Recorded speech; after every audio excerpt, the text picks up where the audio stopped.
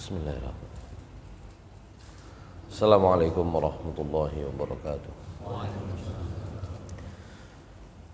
Alhamdulillah. Alhamdulillahilladzi arsala rasulahu bil huda wa dinil haqqi liyudhhirahu 'alad dini kullih. Wa kafaa billahi shahida. Asyhadu an la ilaha illallah wahdahu la syarika lah. Wa asyhadu anna Muhammadan 'abduhu wa rasuluhu la nabiyya ba'dah. Allahumma salli wa sallim wa barik ala nabiyyina Muhammad wa ala alihi wa sahbihi wa mawalah. Rabbi shrah li sadri wa yassir li amri wahlul 'uqdatam min lisani yafqahu qawli.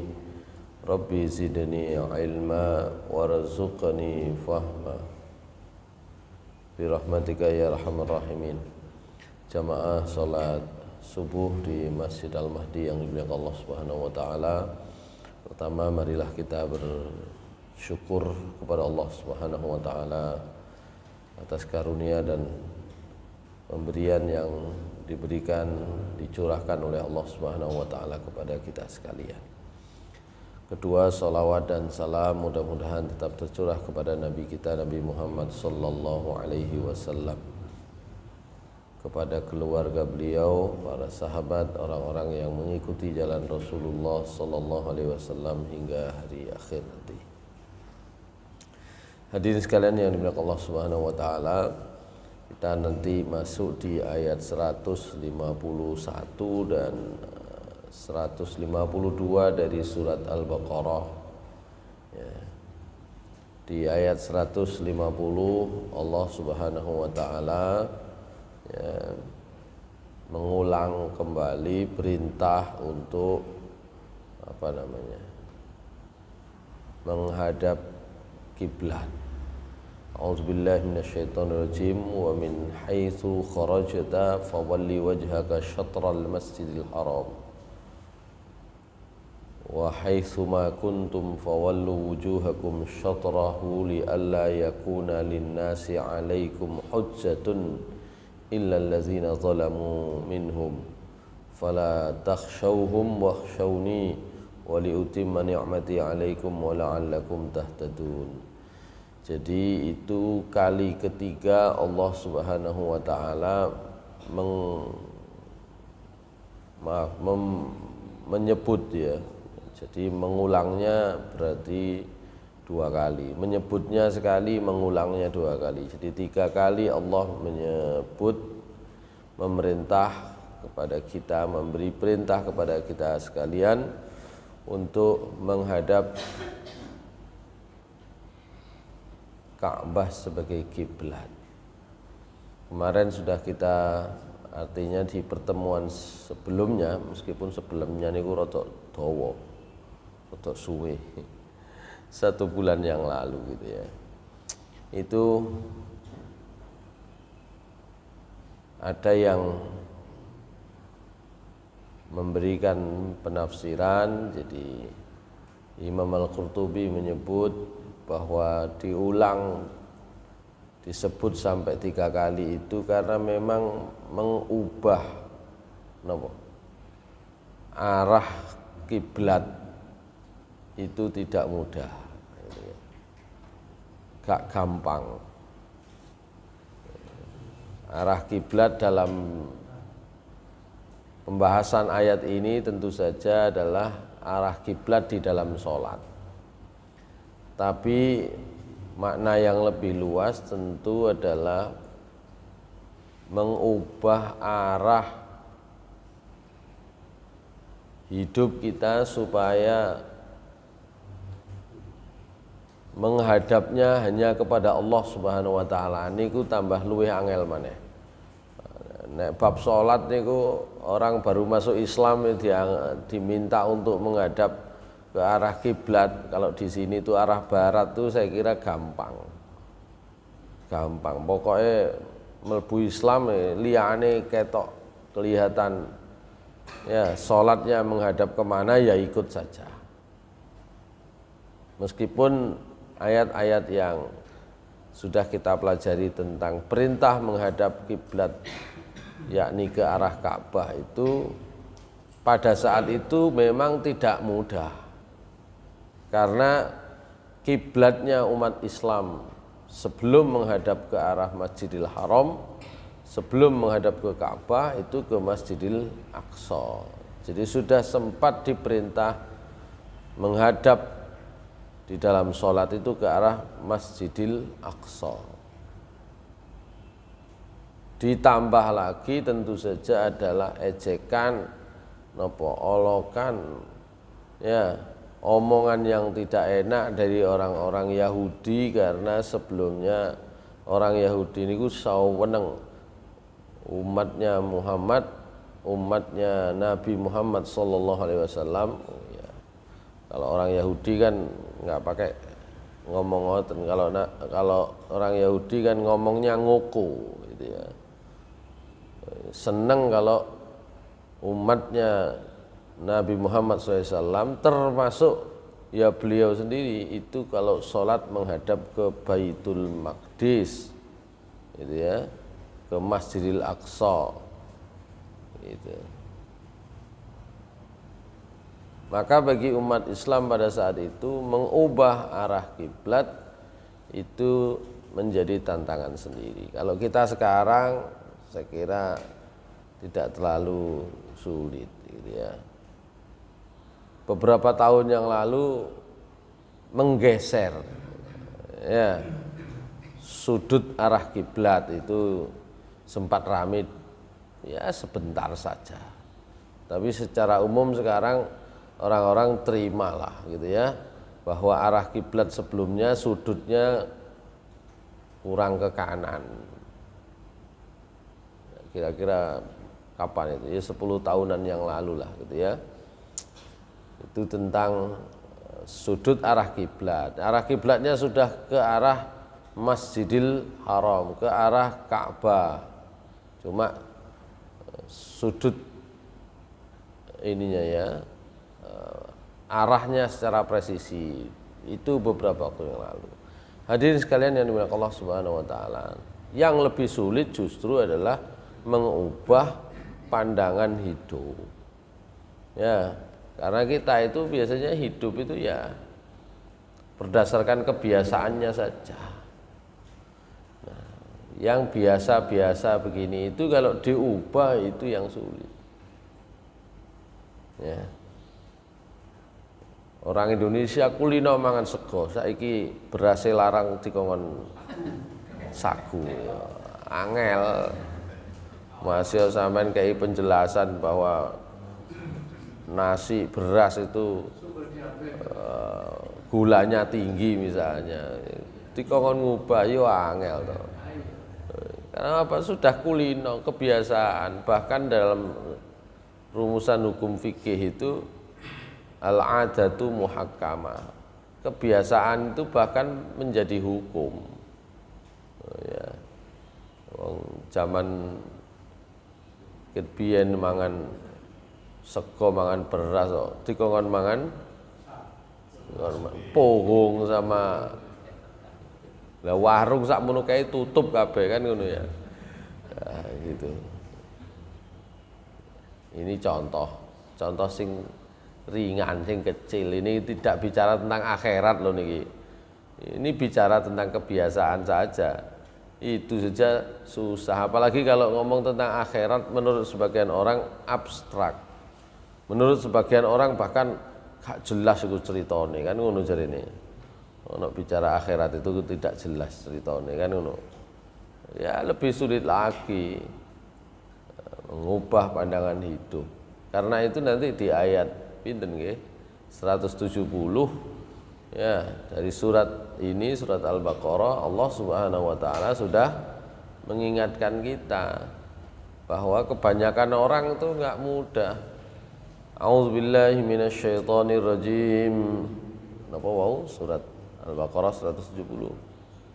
Wa idza qila lahum ittabi'u ma anzalallahu qalu bal nattabi'u ma alfayna alaihi aba'ana awalau kana aba'uhum la ya'qiluna syai'an wa la yahtadun. Niki sebentar. Wa idza qila lahum, dan apabila dikatakan kepada mereka, kepada banyak orang, ittabi'u ma anzalallah, ikutilah apa yang telah diturunkan Allah. Qalu, mereka biasanya menjawab, bal nattabi'u ma alfaina alaihi aba'ana. Kalau dikatakan kepada mereka, ikut atau ikutilah apa yang sudah diturunkan Allah, meloo agama Islam misalnya, ikutilah ajaran agama Islam, bukan hanya agama Islam, ajarannya itu ikuti. Kalau mau lebih spesifik, ikutilah kehendak Allah. Napa jawabnya? Bal nattabi'u ma alfaina alaihi aba'ana. Tak perlu singkit biyen ae.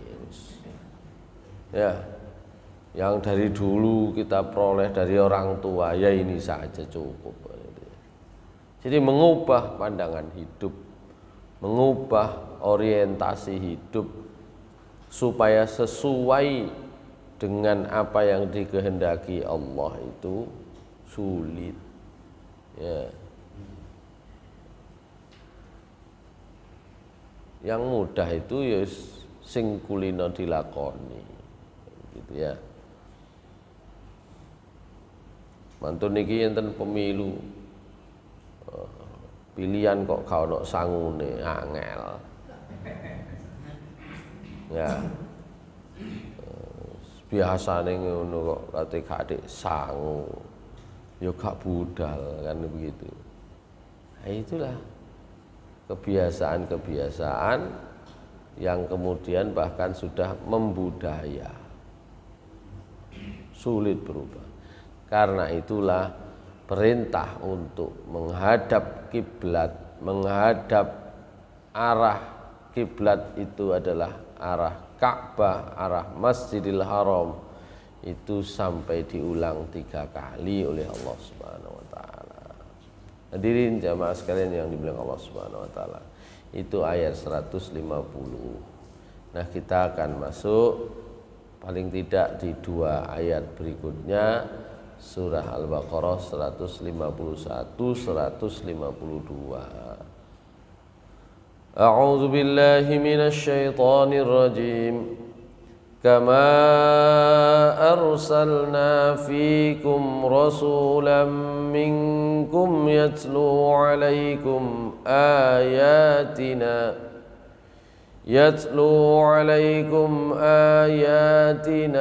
wa yuzakkikum wa yu'allimukumul kitaba wal hikmata wa yu'allimukum ma lam takunu ta'lamun. Fadhkuruni adhkurkum washkuru li wa la takfurun. Shadaqallahul azim. Kama arsalna fikum rasulam minkum, sebagaimana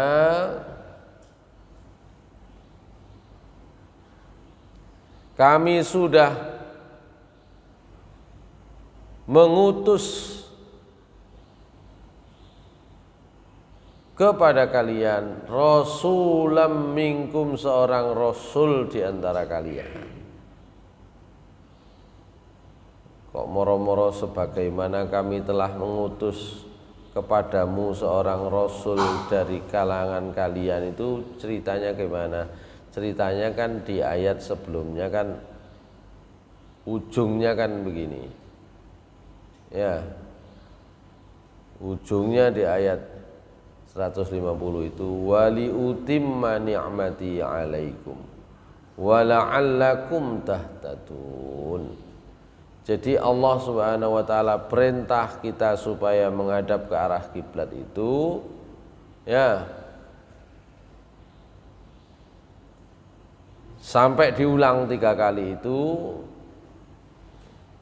Pertama, li'alla yakuna linnasi 'alaikum hujjatun, supaya orang-orang itu tidak punya alasan lagi. Wis dipaleni ping 3 kok.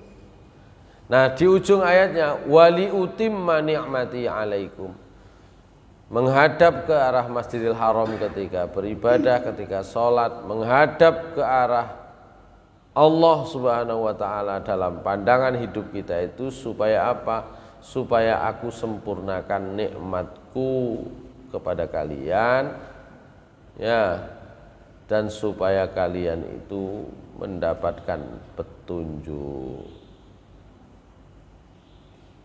Maka kata Imam At-Tabari, kama arsalna fikum rasulam minkum, sebagaimana kami telah mengutus kepada kalian itu seorang rasul di antara kalian, itu adalah bagian dari nikmat Allah yang disempurnakannya untuk kita semua. Wali utimma ni'mati alaikum, dan supaya aku sempurnakan kepada kalian nikmatku atas kalian, itu diantaranya adalah diutusnya Nabi Muhammad sallallahu alaihi wasallam. Wong kepingin goleki mosok ngoten niku nikmat lho ya napa. Akhirnya dijelaskan oleh Allah bagaimana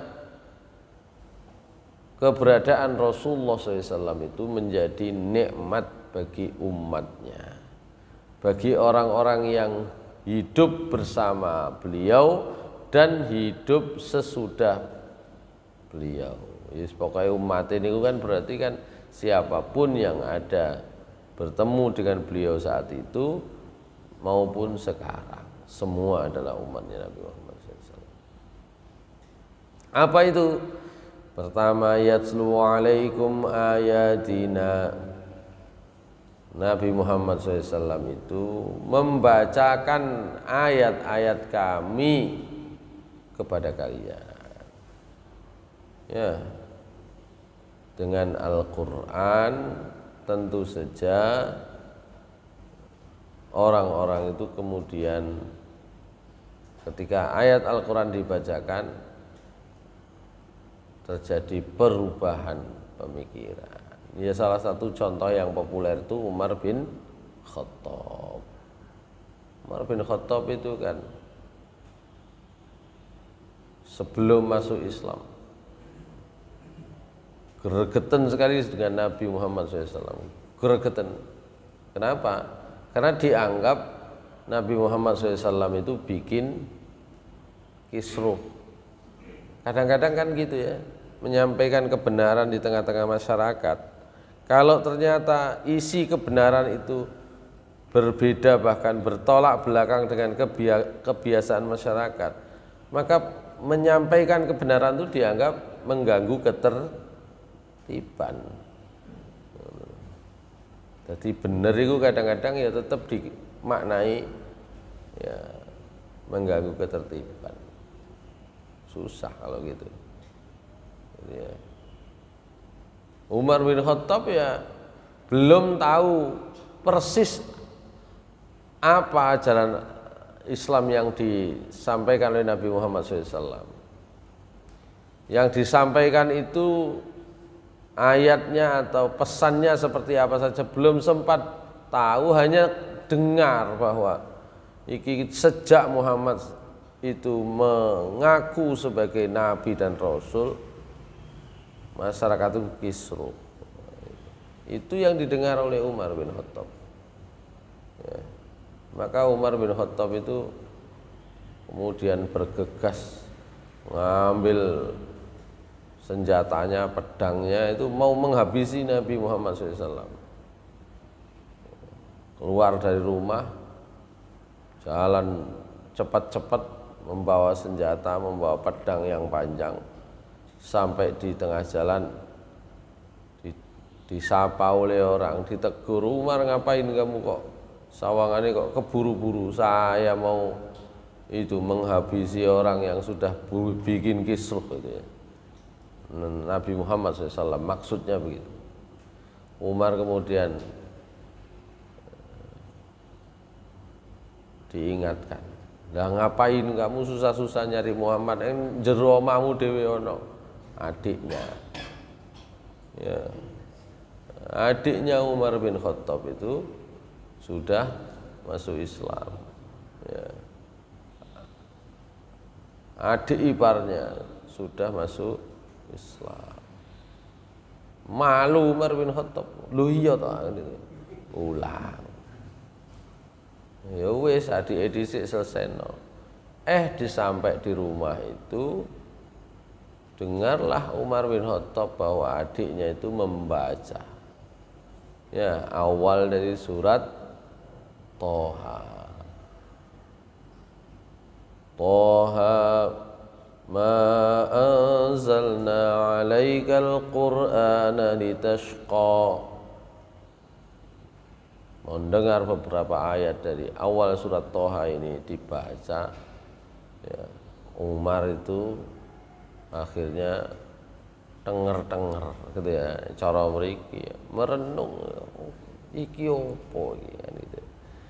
Sudah bahasanya indah ya, kalimatnya bagus, isinya itu ma anzalna 'alaikal qur'ana litashqa illa tadhkiratan liman yakhsha. Kami tidak menurunkan kepadamu Muhammad Al-Quran itu supaya kamu itu jadi sumpek, jadi susah. Al-Quran itu hanya peringatan saja bagi yang mau takut. Wah, Umar mikir ya, penasaran ya, diminta itu apa yang dibaca itu oleh adiknya itu diminta. Nah, ini cerita tentang Umar bin Khattab ya. Jadi sama intinya. Kadang-kadang kita itu kalau ada perkara yang berbeda dengan kebiasaan kita, itu kita sulit menerima, susah untuk menerima. Nah, yang biasa jadikan pegangan adalah ya budaya ya yang biasa kita jalani. Nah, Nabi Muhammad SAW itu kemudian turun untuk yatslu alaikum ayatina, membacakan ayat-ayat kami kepada kalian ya, membacakan Al-Quran. Al-Quran isinya seperti itu. Wa yuzakkikum, dan Rasul itu mensucikan, membersihkan kalian ya. Bagaimana tidak membersihkan? Wong sebelumnya kebiasaan-kebiasaan jahiliyah itu adalah kebiasaan yang penuh dengan maksiat kepada Allah, dosa kepada Allah ya. Mulai dari sesembahannya, mulai dari kebiasaannya memperbudak sesama manusia, mulai dari bisnisnya, bisnis makanan, minuman, persembahan yang haram. Semua aktivitasnya itu aktivitas yang kemudian disebutlah dengan jahiliyah. Maka secara pribadi itu mensucikan secara hati nurani. Nah, secara pemikiran itu di bagian berikutnya dari ayat ini, wa yu'allimukumul kitaba wal hikmah, dan dia Rasul Muhammad SAW itu mengajarkan kalian Alkitab, kitab Al-Quran. Jadi ada bagian yang dibersihkan itu perangai hati dari akhlak-akhlak yang tidak baik menuju perangai yang baik, akhlak yang baik. Sementara secara pemikiran, keilmuan diisi dengan ilmu yang berasal dari Allah, dari Al-Quran. yu'allimukumul kitab wal hikmah, juga hikmah. Jadi ada yang mengartikan ini ya hikmah gitu saja, kebijaksanaan. Karena kadang-kadang ilmu itu kalau diajarkan tidak dengan kesesuaian dengan kondisi yang pas, itu tidak hikmah. Jadi hikmah itu ilmu yang pas dengan kondisi, itu hikmah. Ya. Cuma di sini kalau kita lihat terjemah yang ditampilkan itu al-hikmah itu diartikan adalah sunnah Nabi SAW. Kenapa diartikan sunnah Nabi SAW? Karena sebelumnya Al-Quran, mengajarkan kepada kalian Al-Quran, Alkitab, Al-Quran, wal hikmah pasangane, dan sunnah dari Nabi SAW.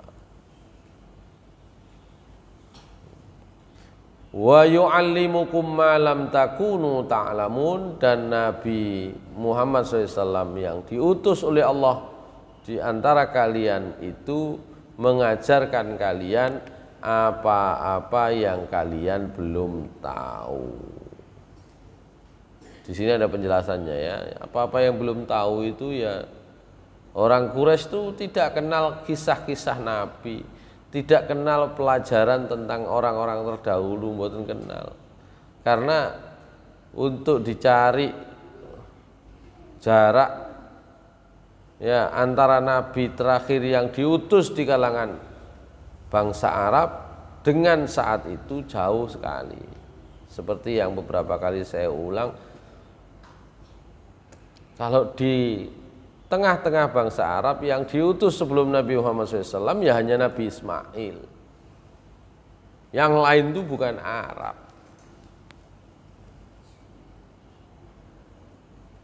Nabi Ishak, Nabi Yakub, Nabi Yusuf, Nabi Yunus, Nabi Musa, Nabi Harun itu bukan Arab. Ya kita itu kan karena kita tidak bisa membedakan ya. Pokoknya duduk wong Jawa Arab gitu ya. Apalagi pokoknya irunge dukur ya Arab. Ya, jadi duduk awake tok yang dukur, sak irunge barang. Itu Arab. Sebenarnya bukan. Arab itu kalau bicara sejarah terbagi menjadi dua wilayah, ada Arab Utara, ada Arab Selatan. Arab Utara itu Syria, Syam itu Arab Utara. Arab Selatan itu Yaman. Tapi nabi-nabi sebelumnya itu diturunkan oleh Allah di sebagian wilayah Suriah, tapi tidak disebut orang Arab. Yaitu orang Palestina itu tidak disebut orang Arab. Karena yang dianggap orang Arab itu Nabi Ismail dan keturunannya. Kalau bukan keturunan Nabi Ismail, bukan Arab, maka Palestina, orang-orang Bani Israel itu punya tempat yang istimewa. Palestina itu mereka tidak merasa sebagai orang Arab gitu. Apalagi lebih jauh lagi, orang Iran dulu disebut Persia, itu bangsa sendiri. Iran itu sanes Arab gitu ya. Hadirin sekalian yang mulia Allah Subhanahu wa taala, wa yu'allimukum ma lam takunu ta'lamun, dan dia Allah mengajarkan kepada kalian, Nabi Rasul yang diutus oleh Allah itu mengajarkan kepada kalian apa-apa yang kalian belum tahu. Nah, di sini ada penjelasan lebih rinci. Kata Abu Ja'far, kalau Abu Ja'far itu At-Tabari, berarti ini tafsirnya Al-Qurtubi, ngutipnya dari At-Tabari. Kama arsalna fikum rasulan, sebagaimana sudah kami utus di antara kalian rasul itu sebagaimana utimma nikmati alaikum. Ya. Dan supaya aku sempurnakan nikmatku kepada kalian, itu maksudnya adalah diantaranya kama arsalna fikum rasulan minkum, diutusnya Rasul diantara orang-orang Arab Quraisy, itu sesungguhnya bagian dari sempurnanya nikmat yang diberikan oleh Allah.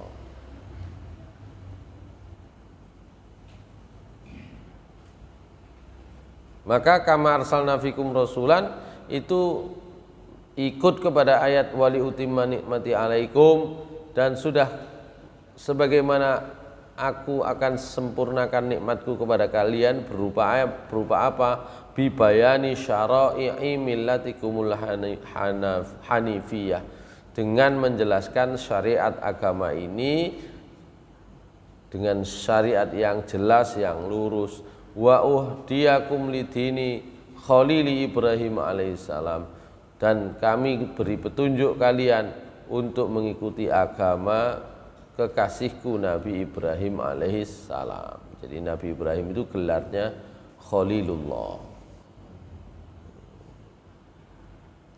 Nah, karena itu ayat ini sebenarnya karena ada kaitannya dengan agama yang diturunkan oleh Allah, ajaran yang diturunkan oleh Allah kepada Nabi Ibrahim. Ayat ini sebagian besar ahli tafsir menyebutnya merupakan jawaban dari doanya Nabi Ibrahim. Di ayat sebelumnya sudah kita bahas tuh. Ayat 128 kalau nggak salah ya. 129. Nabi Ibrahim itu berdoa, Rabbana wa ba'ats fihim rasulam minhum yatlu alaihim ayatika wa yu'allimukumul kitaba wal hikmata wa yuzakkikum. Ya, itu. Maaf, wa yuzakkihim, keliru. Ya. Nabi Ibrahim itu berdoa, Rabbana wa ba'ats fihim rasulan. Ya Tuhan kami, utuslah seorang rasul di antara mereka. Mereka niki sinten? Anak keturunanku. Di ayat sebelumnya kan Nabi Ibrahim menyampaikan doa. Nabi Ibrahim, Nabi Ismail menyampaikan doa. Jadi yang menyampaikan doa Nabi Ibrahim, Nabi Ismail setelah membangun Baitullah, berdoa mereka. Pertama doanya adalah, ya Allah terima, gitu ya. Niki pun kula bangun ibadah, bangun masjid niki jenengan terima, nah, gitu ya. Wa idz yarfa'u Ibrahimul qawa'ida minal baiti wa Ismailu rabbana taqabbal minna innaka antas samiul alim. Nah, ketika sudah selesai berdoa, jenengan terima niki amal kula membangun Ka'bah niki. Nah, doa berikutnya mereka berdoa ya, Rabbana waj'alna muslimaini laka wa min dzurriyyatina ummatan muslimatan lak. Ya Tuhan kami, jadikan kami ini dua-duanya, saya dan anak saya, muslimaini laka, orang yang Islam kepadamu. Demikian pula ya anak cucu. Wa min dzurriyyatina, zuriat kami. Sekarang kan populer istilah bukan anak cucu tapi zuriyahnya. Kalau dulu zuriyah itu zuriyah Nabi sallallahu alaihi wasallam. Saniki pokoknya keluarga terhormat sebagai istilah zuriyah. Ya.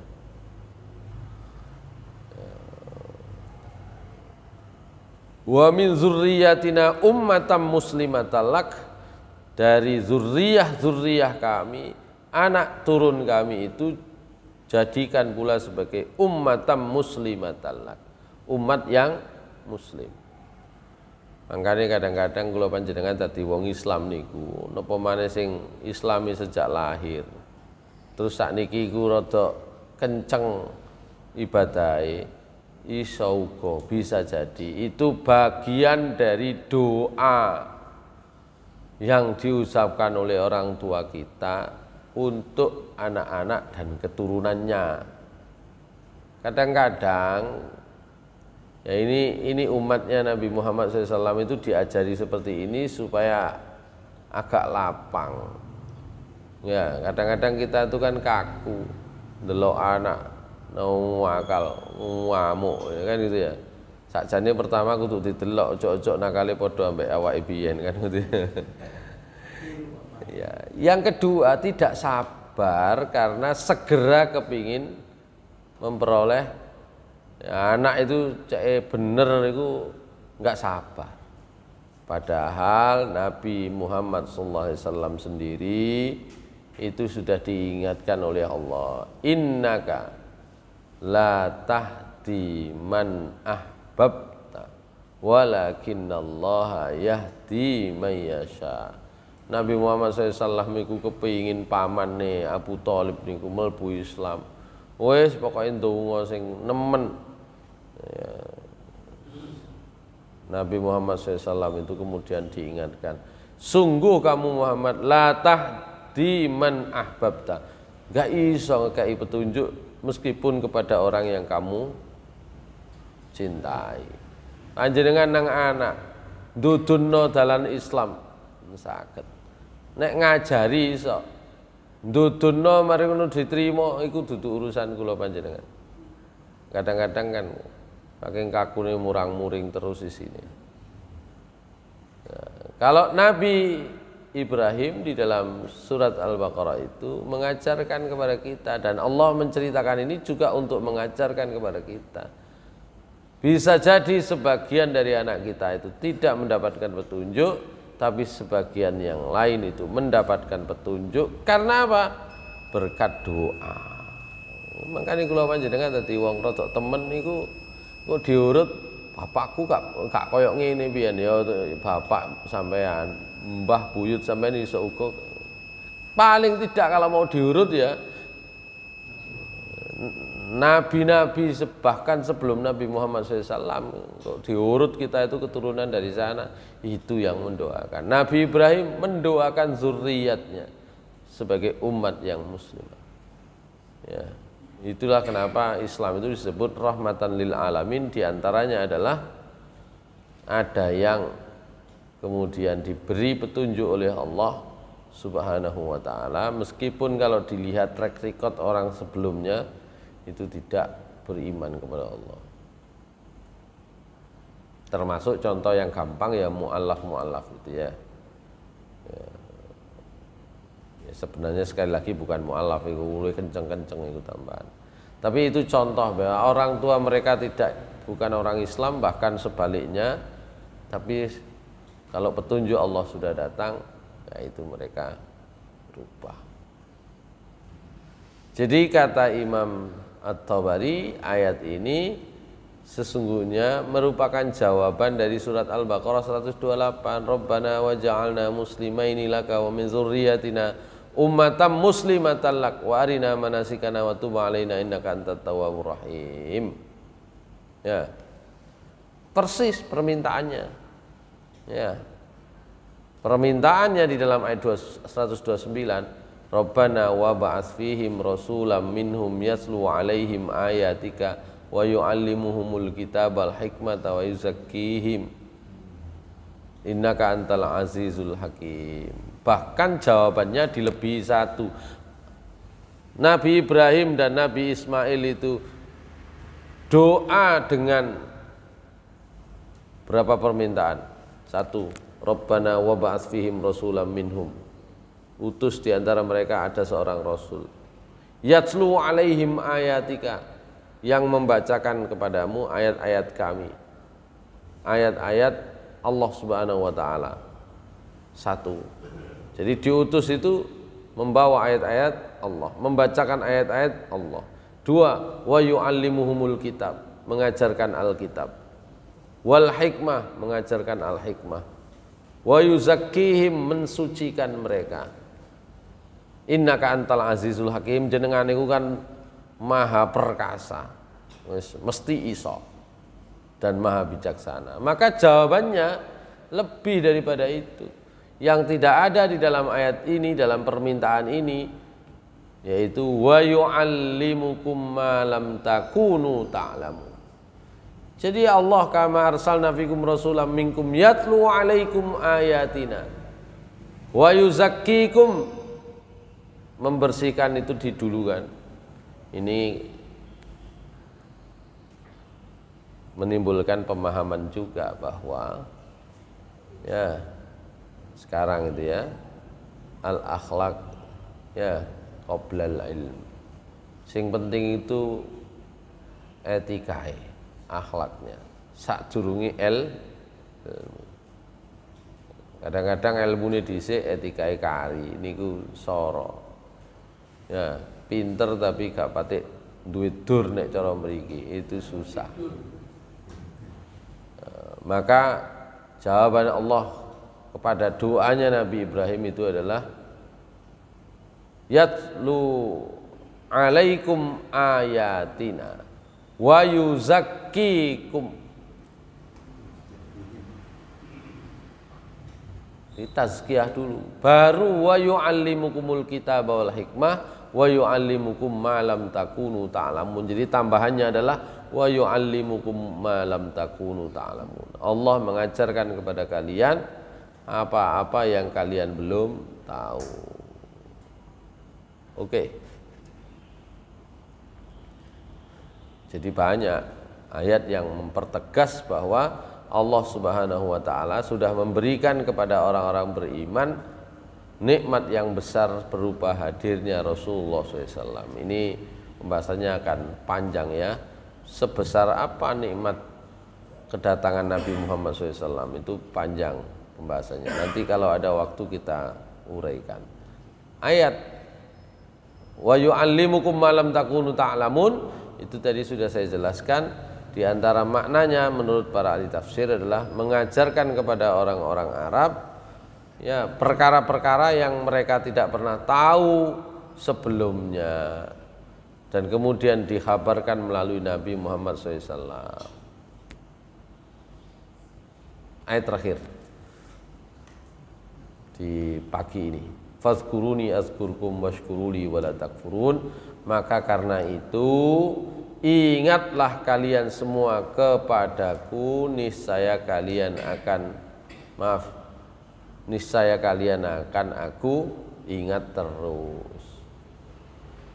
Sampean ilingo kabeh, aku mesti iling. Itu kata Allah Subhanahu wa taala.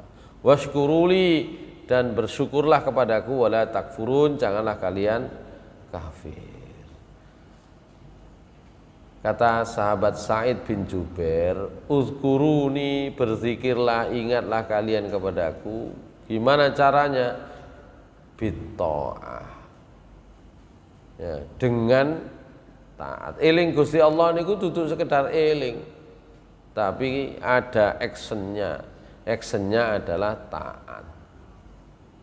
Niku zikir yang sesungguhnya. Meskipun memang para ulama juga sepakat zikir niku enten sing kali lisan, enten sing kali hati, enten sing kali amal. Taat itu, taat itu amal. Eling tok gak tahu diamal nabi itu. Jadi tiga, dengan amal, dengan dengan zikir, dengan apa namanya hati, zikir dengan lidah, lisan, dengan mulut. Ya. Sa'id bin Jubair mengatakan fazkuruni itu bitta'ah, ingatlah kalian kepadaku itu dengan taat. Sementara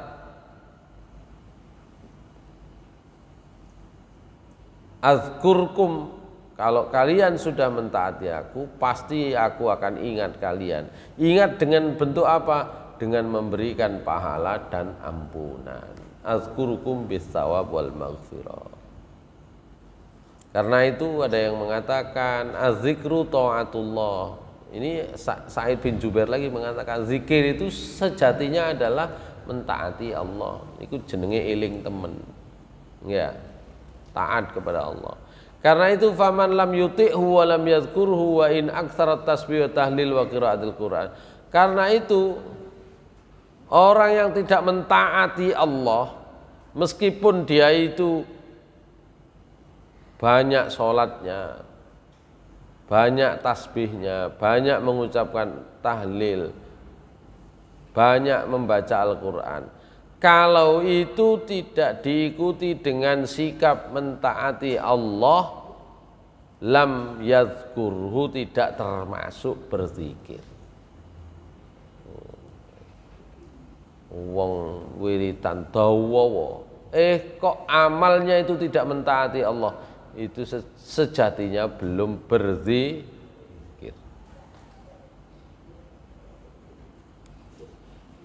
Dan banyak itu keterangan yang begitu. Meskipun riwayat ini juga saya belum tahu kekuatannya sanad dari hadis ini, tapi maknanya kurang lebih sama dengan yang disampaikan oleh Imam At-Tabari tadi itu, yang mengutip sahabat Sa'id bin Jubair. Wong niku masih akeh wiritane tapi nek perintah Allah gak diikuti ya tidak termasuk berzikir. Dalam sebuah riwayat Nabi SAW berkata, man ata Allah faqad zakarallah, sapa sing taat kepada Allah faqad zakarallah, sungguh dia sudah ingat Allah. Wa in aqalla salatuhu wa saumahu salatahu wa saumahu wa sani'ahu lil khair, meskipun salate gak akeh-akeh, meskipun posone ya gak akeh, meskipun kreativitasnya di dalam beribadah di dalam mengamalkan kebaikan itu tidak banyak, tapi kalau itu isinya adalah taat kepada Allah, maka itulah yang disebut dengan zikir. Wa man asallah, siapa yang sebaliknya, siapa yang maksiat kepada Allah, faqad nasiyallah, niku jenenge wong gak eling Gusti Allah. Wa in katsura salatu wa shaumuhu wa sani'uhu lil khair, meskipun puasanya, salatnya, amal-amal perbuatan baiknya itu banyak. Jadi gak pandang banyak sedikit amalannya, tapi dilihat dulu adalah ketaatannya, taat kepada Allah Subhanahu wa taala.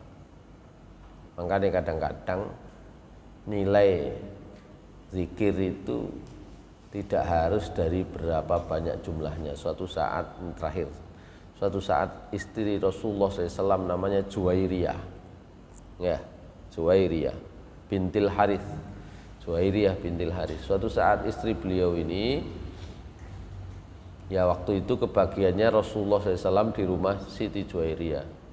Nah, beliau meriwayatkan satu saat Nabi SAW itu keluar rumah, kinten-kinten nyamenten, isu-isu ngeten iki. Ya, kata Juwairiyah sampai setelah duha. Nah, setelah duha niku kapan? Sakniki duha. Metu rada suwe kira-kira kan. Duha itu sebagian ulama berpendapat yang paling panjang niku sampai menjelang zuhur, itu jam 11 niku duha sian. Wis lah, mboten usah jam 11 ya, mulai jam setengah 6 ngeten sampai kira-kira jam setengah 11 lah, atau jam 10 lah katakan. Kata Juwairiyah, kemudian Rasulullah SAW kembali dan bertanya, balik ngamati istrinya ditinggal dari pagi itu rupanya tidak bergeser tempatnya di situ.